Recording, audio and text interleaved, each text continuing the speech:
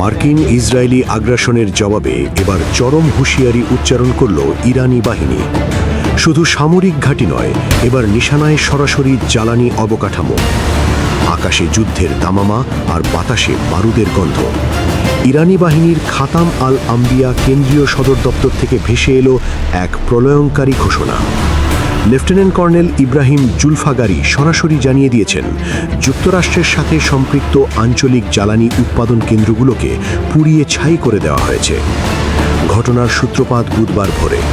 ইরানের উপকূলীয় শহর আসালুয়ে প্রাকৃতিক গ্যাসের প্রাণকেন্দ্র হিসেবে পরিচিত। সেখানে আচমকা হানা দেয় মার্কিন ও ইসরায়েলি যুদ্ধবিমান। 4টি বড় শোধনাগার এখন ধ্বংসস্তূপ। এই হামলার ক্ষত এখনও টাটকা, আর সেই আগুনেই এখন ঘি ঢেলেছে ইরানি বাহিনীর পাল্টা হুঁশিয়ারি। ইরানি বাহিনী কেবল হুমকি দিয়েই ক্ষান্ত হয়নি।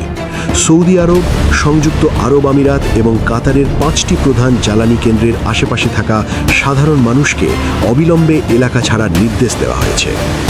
ইরানি ড্রোন আর মিসাইল যে কোনো মুহূর্তে ধেয়ে আসতে পারে, এই আশঙ্কায় এখন থরথর করে কাঁপছে গোটা অঞ্চল।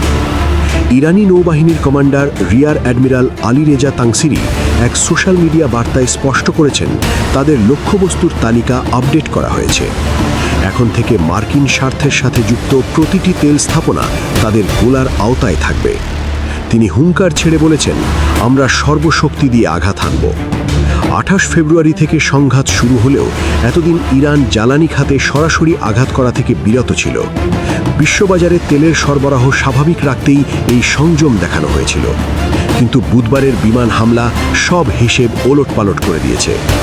ইরানের সাফ কথা, আঘাত যখন আমাদের ঘরে ঢুকেছে তখন ছাড় পাবে না কেউই।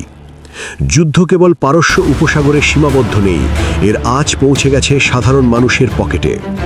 বাজার বিশ্লেষকরা আশঙ্কা করছেন, জ্বালানি তেলের দাম প্রতি ব্যারেলে $150 ছাড়িয়ে যেতে পারে।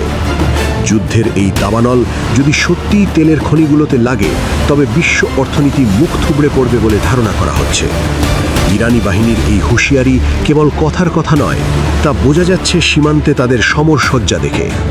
দূরপাল্লার ব্যালিস্টিক মিসাইল থেকে শুরু করে কামিকাজে ড্রোন, সবই এখন রেড অ্যালার্টে।